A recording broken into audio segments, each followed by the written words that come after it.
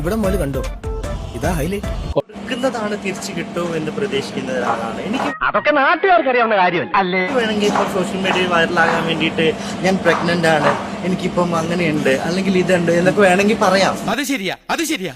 അതെന്നാ വർത്താനം പറഞ്ഞു വെച്ച് പോയി. അത് കുറച്ചു നേരം ആൾക്കാരുടെ എന്താണ് ശ്രദ്ധ പിടിച്ചു കിട്ടാൻ വേണ്ടി മാത്രമുള്ള ഒരു സാധനമാണ്. അതല്ല, നമ്മുടെ ഇന്നല്ലെങ്കിൽ നാളെ നമുക്ക് കഴിവുണ്ടോ തീർച്ചയായിട്ടും സമൂഹം അംഗീകരിക്കും. അത് എന്നെ തന്നെ ഉദ്ദേശിച്ചാണ്, എന്നെ മാത്രം ഉദ്ദേശിച്ചാണ്. നിർത്തുന്നുണ്ടോ? അതെന്നും നിലനിൽക്കും. അല്ലാതെ മറ്റതൊക്കെ നമ്മൾ ഞാൻ പാറ്റകൾ എന്നൊക്കെ പറയില്ലേ, അതുപോലെ ആയി മാറും. ഇങ്ങനെ മനസാക്ഷിയില്ല സംസാരിക്കരുത് സാർ. വെറുതെ കഴിഞ്ഞ ആഴ്ച നടന്ന കാര്യങ്ങൾ പറഞ്ഞ് അടക്കി വെച്ചിരുന്നൊക്കെ പുറത്തു പറഞ്ഞപ്പോ എന്തൊരാശ്വാസം. പെട്ടെന്ന് കേൾക്കും. അത് ചേട്ടൻ സൂപ്പറാ. ഇന്ന് എന്നെ ശരിക്ക് അറിയുന്നതിനെക്കാട്ടും ഇങ്ങനത്തെ കുറെ എന്തെങ്കിലുമൊക്കെ ഉടായ്പകൾ കാണിച്ച് മീഡിയയുടെ മുമ്പിൽ വന്ന് കാണിക്കണം എന്ന് വിചാരിക്കുന്ന ആൾക്കാർക്ക് വളരെ പെട്ടെന്ന് മില്യൺ വ്യൂവേഴ്സ് ഒക്കെ ഉണ്ട്. എനിക്കിപ്പോൾ 30K ആയിട്ടുള്ളൂ. ഇന്നല്ലെങ്കിൽ നാളെ നമ്മളെ കഴിവുകൊണ്ട് സമൂഹം അംഗീകരിക്കുന്നത് ആ ദിവസത്തിന് വേണ്ടി ഞാൻ കാത്തിരിക്കുന്നു.